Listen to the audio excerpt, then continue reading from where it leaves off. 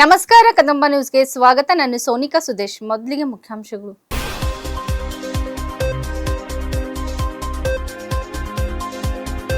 ಅಖಿಲ ಭಾರತ ವೀರಶೈವ ಮಹಾಸಭೆ ಅಧ್ಯಕ್ಷರಾಗಿ ಈಶ್ವರ್ ಖಂಡ್ರೆ. ಭಾಲ್ಕಿಯಲ್ಲಿ ಭವ್ಯ ಸನ್ಮಾನ.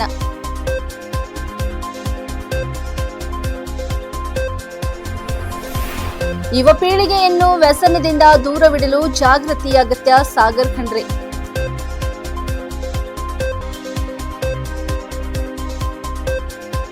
ಕಾರಂಜ ಕಾಲುವೆಯಲ್ಲಿ ಕಾಲು ಜಾರಿ ತಂದೆ ಮಗ ಸಾವು.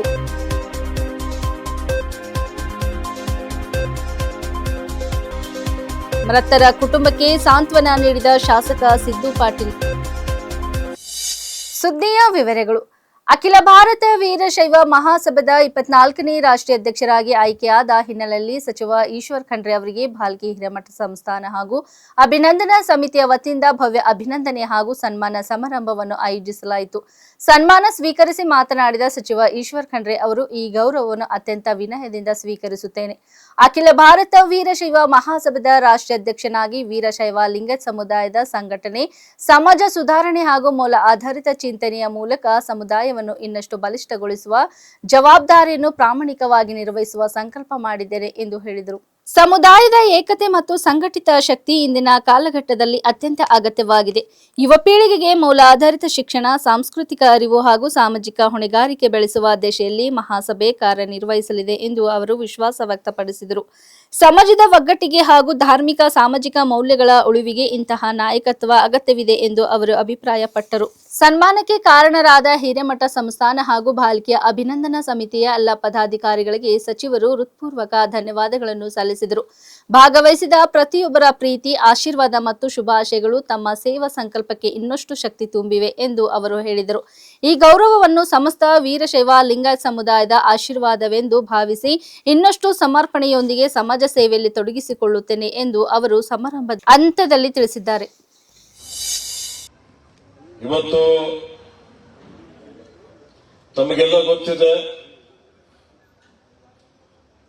ನಾವು ಬಂದಂತ ದಾರಿ ಏನು ಅಂದರೆ, ಒಂದು ರಾಜಕಾರಣದ ಮನೆಯಿಂದ ನಾನು ಬಂದಿದ್ದೇನೆ.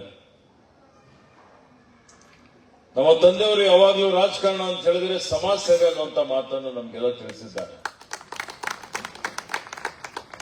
ನಾನು ರಾಜಕೀಯದಲ್ಲಿ ಬಂದಂಥದ್ದು ನಮ್ಮ ತಂದೆಯವರ ಏನೊಂದು ಹೋರಾಟ ಇತ್ತು, ಅನ್ಯಾಯದ ವಿರುದ್ಧ ಹೋರಾಟ, ಯಾರು ಕಷ್ಟದಲ್ಲಿರುವಂತವರ ಕಣ್ಣೀರು ಒರೆಸಬೇಕು ಅನ್ನುವಂಥದ್ದು.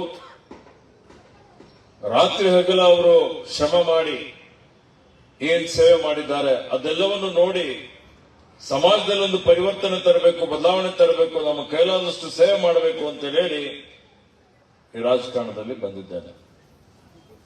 ನಮ್ಗೆಲ್ಲ ಗೊತ್ತಿದೆ, ನಮ್ಮ ತಂದೆಯವರ ಗುರುಗಳಾದಂತಹ ಲಿಂಗೈಕ್ಯ ಚನ್ನಬಸವ ಪಟ್ಟದೇವರ ಒಂದು ಆಶೀರ್ವಾದದಿಂದ ಇವತ್ತು ಅವರ ಕಾರ್ಯಕಾಲದಲ್ಲಿ ಅವರೇನು ಸಮಾಜಕ್ಕಾಗಿ, ಜನರಿಗಾಗಿ, ರಾಜ್ಯಕ್ಕಾಗಿ, ರಾಷ್ಟ್ರಕ್ಕಾಗಿ ಏನೇನು ಕೊಡುಗೆಯನ್ನು ಕೊಟ್ಟಿದ್ದಾರೆ. ಸ್ವಾತಂತ್ರ್ಯಕ್ಕಾಗಿ ಹೋರಾಟ ಮಾಡಿ ಇವತ್ತು ಕಲ್ಯಾಣ ಕರ್ನಾಟಕ, ಹಿಂದಿನ ಹೈದರಾಬಾದ್ ಕರ್ನಾಟಕ ವಿಮೋಚನೆಯಲ್ಲಿ ಸಂಘರ್ಷ ಮಾಡಿ, ಹೋರಾಟ ಮಾಡಿ, ಕನ್ನಡಕ್ಕಾಗಿ ಹೋರಾಟ ಮಾಡಿ ಇವತ್ತು ಬೀದರ್ ಜಿಲ್ಲೆ ಕರ್ನಾಟಕದಲ್ಲಿ ಇರಲಿಕ್ಕೆ ಪೂಜ್ಯರ ಜೊತೆಯಲ್ಲಿ ಸಾಕಷ್ಟು ಸಂಘರ್ಷವನ್ನು ಮಾಡಿ, ರೈತರಿಗಾಗಿ ಹೋರಾಟ ಮಾಡಿ, ಜೀವನ ಪರ್ಯಂತ ಈ ಭಾಗದ ಸಮಗ್ರ ಅಭಿವೃದ್ಧಿ ಆಗಬೇಕು ಅಂತ ಹೇಳಿದ್ರೆ ಶಿಕ್ಷಣದಿಂದಲೇ ಸಾಧ್ಯ ಅಂತ ಹೇಳಿ ಅನೇಕ ಬಡ ಮಕ್ಕಳಿಗೆ ಅವರಿಗೆ ಶೈಕ್ಷಣಿಕ ಸೌಲಭ್ಯ ಒದಗಿಸಲಿಕ್ಕೆ ಶ್ರಮ ಪಟ್ಟು ಇವತ್ತು ಕೃಷಿ ಆಧಾರಿತ ಸಕ್ಕರೆ ಕಾರ್ಖಾನೆಗಳ ನಿರ್ಮಾಣ ಮಾಡಿ ಅವತ್ತಿನ ದಿವಸ 70ರ ದಶಕದಲ್ಲಿ ಈ ಭಾಗದಲ್ಲೇನೆ ಮಹಾರಾಷ್ಟ್ರ ಹಿಡ್ಕೊಂಡು ಒಂದೇ ಒಂದು ಕಾರ್ಖಾನೆ ಇರಲಿಲ್ಲ. ಆ ಸಂದರ್ಭದಲ್ಲಿ ಇವತ್ತು ಕೈಗಾರಿಕೆಗಳನ್ನು ಸ್ಥಾಪನೆ ಮಾಡಿ, ಉದ್ಯೋಗ ಸೃಷ್ಟಿ ಮಾಡಿ, ರೈತರ, ಕಾರ್ಮಿಕರ ಶ್ರೇಯೋಭಿವೃದ್ಧಿಗಾಗಿ ಹಗಲಿರುಳು ಶ್ರಮ ಮಾಡಿ ಅವರ ಜೀವನದ ಉದ್ದಕ್ಕೂ ಯಾವತ್ತಿಗೂ ಏನಾದ್ರೂ ಐಷಾರಾಮಿ ಮಾಡಬೇಕು, ಸಂಪತ್ತು ಗಳಿಸಬೇಕು ಅಂತ ಹೇಳಿ ಯಾವುದೇ ರೀತಿಯ ಆಸೆಯನ್ನು ಪಡದೆ ಅವರು ಎಲ್ಲರಿಗೂ ಸರ್ವರಿಗೂ ಸಮಬಾಳು ಸಮಪಾಲು ಅನ್ನುವಂತಹ ರೀತಿಯಲ್ಲಿ ಎಲ್ಲಾ ಸಮುದಾಯದವರಿಗಾಗಿ ಇವತ್ತು ಅವರು ಏನು ಸೇವೆಯನ್ನು ಮಾಡಿದ್ದಾರೆ, ಇವತ್ತು ಅದನ್ನೇ ಒಂದು ಅವರು ತೋರಿಸಿಕೊಟ್ಟಂತಹ ದಾರಿಯಲ್ಲೇ ನಡಿಬೇಕು ಅಂತ ಹೇಳಿ ಅವರೇ ನನ್ನ ಜೀವನದಲ್ಲಿ ನನಗೆ ರೋಲ್ ಮಾಡೆಲ್ ಅವರೇ. ಮತ್ತೆ ಇವತ್ತು ನಮ್ಗೆಲ್ಲ ಆಶೀರ್ವಾದ ಮಾಡಿದಂತವರು ನಮ್ಮ ತಂದೆ ತಾಯಿಯವರು ಹೇಳ್ತಿದ್ರು, ನನ್ನ ಹೆಸರು ಈಶ್ವರ ಅಂತ ಇಟ್ಟಂತವರೇ ಲಿಂಗೈಕ್ಯ ಚನ್ನಬಸವಪಟ್ಟ ದೇವರು ಅಂತ ಹೇಳಿಕ್ಕೆ ಬರ್ತದೆ. ಬ್ರಹ್ಮಕುಮಾರಿ ಸಂಸ್ಥೆಯ ಭಾಲ್ಕಿ ಶಾಖೆಯ ವತಿಯಿಂದ ಆಯೋಜಿಸಲಾದ ನಶಾಮುಕ್ತ ಭಾರತ ಅಭಿಯಾನ ಕಾರ್ಯಕ್ರಮಕ್ಕೆ ಸಂಸದ ಸಾಗರ್ ಖಂಡ್ರೆ ಚಾಲನೆ ನೀಡಿದರು.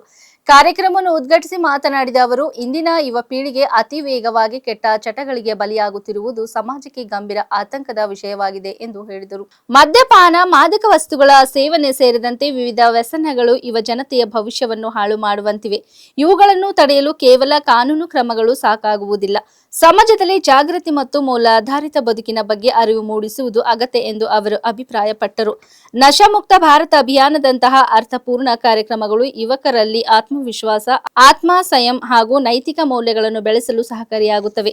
ಬ್ರಹ್ಮಕುಮಾರಿ ಸಂಸ್ಥೆಯು ಸದಾ ಸಮಾಜಮುಖಿ ಚಟುವಟಿಕೆಗಳ ಮೂಲಕ ಜನರಲ್ಲಿ ಸಕಾರಾತ್ಮಕ ಚಿಂತನೆ ಮೂಡಿಸುತ್ತಿರುವುದು ಶ್ಲಾಘನೀಯ ಎಂದು ಸಂಸದರು ಪ್ರಶಂಸಿಸಿದರು. ಸಮಾಜದ ಎಲ್ಲ ವರ್ಗದವರು ವ್ಯಸನ ಮುಕ್ತ ಸಮಾಜ ನಿರ್ಮಾಣದ ದಿಸೆಯಲ್ಲಿ ಕೈಜೋಡಿಸಬೇಕು. ವಿಶೇಷವಾಗಿ ಪೋಷಕರು, ಶಿಕ್ಷಕರು ಹಾಗೂ ಸಂಘಟನೆಗಳು ಯುವಕರನ್ನು ಸರಿಯಾದ ದಾರಿಗೆ ನಡೆಸುವ ಹೊಣೆಗಾರಿಕೆಯನ್ನು ಹೊತ್ತುಕೊಳ್ಳಬೇಕು ಎಂದು ಅವರು ಕರೆ ನೀಡಿದರು. ಭಾಲ್ಕಿ ತಾಲೂಕಿನ ಕಾರಂಜ ಕಾಲುವೆಯಲ್ಲಿ ಸಂಭವಿಸಿದ ದುರ್ಘಟನೆಯಲ್ಲಿ ಕಾಲು ಜಾರಿ ಬಿದ್ದ ತಂದೆ ಮತ್ತು ಮಗ ಮೃತಪಟ್ಟ ಘಟನೆ ಗ್ರಾಮದಲ್ಲಿ ಶೋಕ ವಾತಾವರಣವನ್ನು ಉಂಟು ಮಾಡಿದೆ. ಘಟನೆ ತಿಳಿದು ಸ್ಥಳಕ್ಕೆ ಧಾವಿಸಿದ ಗ್ರಾಮಸ್ಥರು ಹಾಗೂ ರಕ್ಷಣಾ ಸಿಬ್ಬಂದಿ ಶೋಧ ಕಾರ್ಯಾಚರಣೆ ನಡೆಸಿ ನಂತರ ಇಬ್ಬರ ಮೃತದೇಹಗಳನ್ನು ಹೊರತೆಗೆದರು. ಈ ದುರ್ಘಟನೆ ಕುಟುಂಬದವರನ್ನು ಹಾಗೂ ಗ್ರಾಮಸ್ಥರನ್ನು ದುಃಖದಲ್ಲಿ ಮುಳುಗಿಸಿದೆ. ಸ್ಥಳಕ್ಕೆ ಪೊಲೀಸರು ಭೇಟಿ ನೀಡಿ ಪರಿಶೀಲನೆ ನಡೆಸಿದ್ದು ಪ್ರಕರಣ ದಾಖಲಿಸಿಕೊಂಡು ಮುಂದಿನ ಕ್ರಮ ಕೈಗೊಂಡಿದ್ದಾರೆ.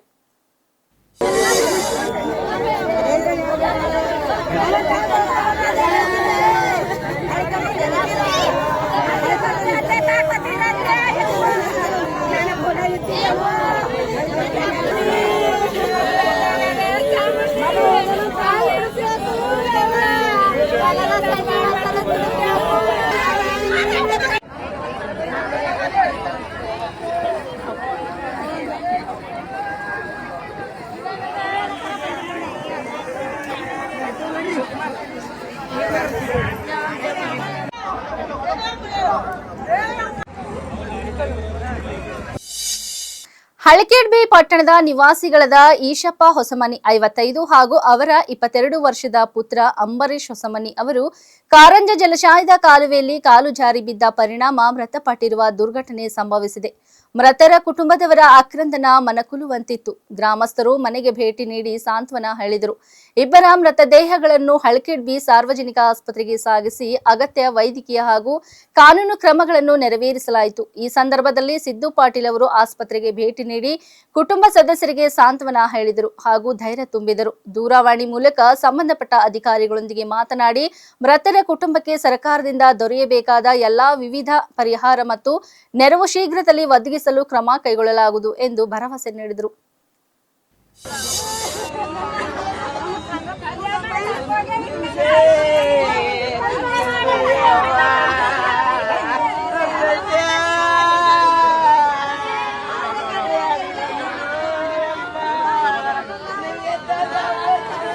ಎರಡು ಮೂರು ಸರ್ತಿ ಮಾತಾಡೋದು ಎಲೆಕ್ಷನ್ದಾಗ ನಾನು ಮತ್ತು ನಮ್ಮ ಕೆ ಕೆ ಅಡಿಗೆ ದುಡ್ಡು ಕೊಡ್ತಾನೆ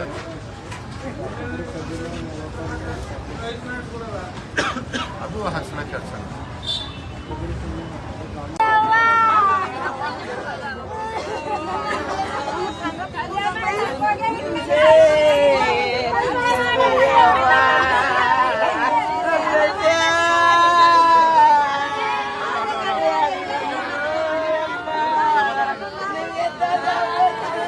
ಎರಡು ಮೂರು ಸರ್ತಿ ಮಾತಾಡೋದು ಎಲೆಕ್ಷನ್ದಾಗ ನಾನು ಮತ್ತು ನಮ್ಮ ಕೆ ಕೆ ಅಡಿಗೆ ದುಡ್ಡು ಕೊಡ್ತಾನೆ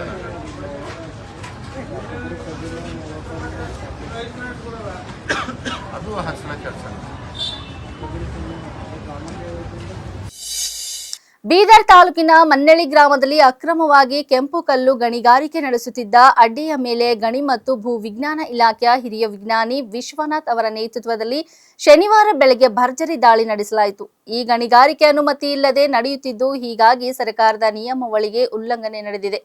ದಾಳಿ ವೇಳೆ ಅಕ್ರಮ ಚಟುವಟಿಕೆ ನಡೆಸುತ್ತಿದ್ದ ಟ್ರ್ಯಾಕ್ಟರ್ ವಶಪಡಿಸಿಕೊಳ್ಳಲಾಗಿದೆ. ಅಧಿಕಾರಿಗಳು ಈ ಘಟನೆಯ ಬಗ್ಗೆ ದಾಖಲೆ ಸಂಗ್ರಹಣೆ ಮಾಡಿದ್ದು, ಮುಂದಿನ ತನಿಖೆಗೆ ಕ್ರಮ ಕೈಗೊಂಡಿದ್ದಾರೆ. ಗಣಿ ಮತ್ತು ಭೂ ವಿಜ್ಞಾನ ಇಲಾಖೆ ಅಧಿಕಾರಿಗಳು ಈ ದಾಳಿ ಮೂಲಕ ಅಕ್ರಮ ಗಣಿಗಾರಿಕೆ ತಡೆಯುವುದು ಮಾತ್ರವಲ್ಲ, ಅಧಿಕಾರಿಯು ನಿಯಮ ಪಾಲನೆ ಮತ್ತು ಪರಿಸರ ಸಂರಕ್ಷಣೆಗೆ ಜಾಗೃತಿ ಮೂಡಿಸುವ ಸಂದೇಶ ನೀಡಲಾಗಿದೆ ಎಂದು ತಿಳಿಸಿದ್ದಾರೆ.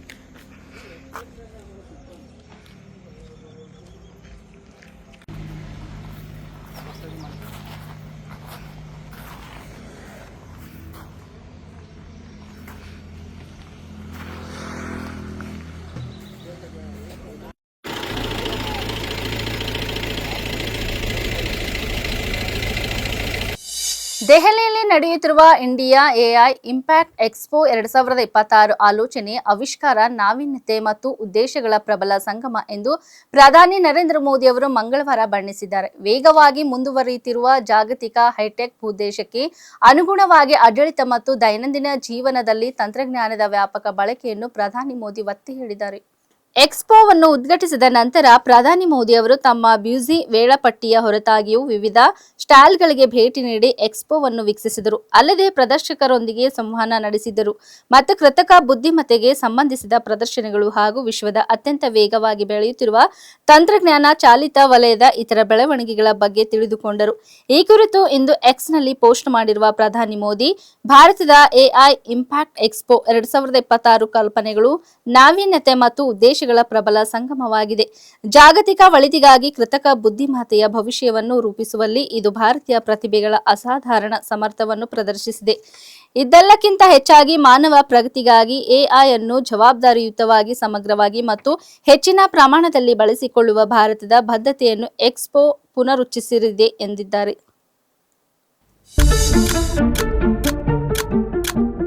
सर ये है डबिंग सर, ये एक भाषा में आप बोलेंगे, दूसरे भाषा में आता है बजट आया इस बार, उसको हमने लाइव डब किया सर, 2 घंटे का बजट हिंदी और कन्नड़ा में लाइव डब आया और ऐसा भी फीडबैक मिला 4.5 करोड़ घर में पहुंचा ये फीडबैक मिला कि पहली बार मैं बजट समझ सका क्योंकि हिंदी में और मैडम के वॉइस नहीं आया सर. हमारा गोल है कि सॉवरेन बनना चाहिए, पूरा आत्मनिर्भर बनना चाहिए. इम्पोर्टेंट है कि दुनिया में 105 बिलियन फर्स्ट टाइम इंडिया में बना है और जो बनेगा वो बिल्कुल वर्ल्ड स्टैंडर्ड का बनेगा. हम भारत का पहला voice to voice model launch कर रहे हैं और यह मॉडल लोगों को उनकी स्थानीय क्षेत्रीय भाषाओं के माध्यम से प्रौद्योगिकी का उपयोग करने में सक्षम बनाता है.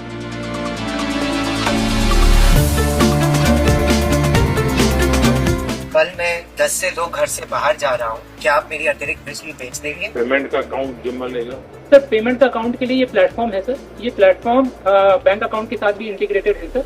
यूपी के किसान है, मध्यम किसान सर, इन्होंने पिछले 10 दिन में सर अपनी एनर्जी बेचकर सर अतिरिक्त कमाई की है सर. जो मैं अंधा था पाया, आज मैं ऊर्जा दाता हूँ. हमारा ये प्रोडक्ट उनको बच्चों से बातें करता है, बच्चों की बातें समझता है, बच्चों को सिखाता है और उनके डेवलपमेंटल मैट्रिक्स उनके माता पिता और शिक्षकों तक रिपोर्ट भी करता है। ये आज 5 लाख से ज़्यादा ये रोबोट सभी वर्ल्ड वाइड यूज़ करते हैं।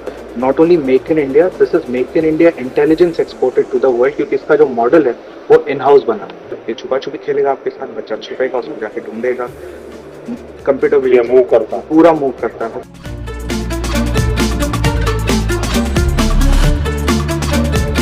इसके इलेक्ट्रॉनिक से लेकर कोड तक सब कुछ हमारे फैसिलिटी में ही हुआ है। ये 2016 में शुरू हुई थी और अभी तक हमारा कैपेसिटी है 1 लाख रोबोट हर साल बनाने की। ಇಲ್ಲಿವರೆಗೆ ಸುದ್ದಿ ಕೊಟ್ಟಿದ್ದು ನಾನು ಸೋನಿಕಾ ಸುದೇಶ್. ಮುಂದಿನ ಸುದ್ದಿಯೊಂದಿಗೆ ಮತ್ತೆ ಭೇಟಿಯಾಗೋಣ. ವಂದನೆಗಳು.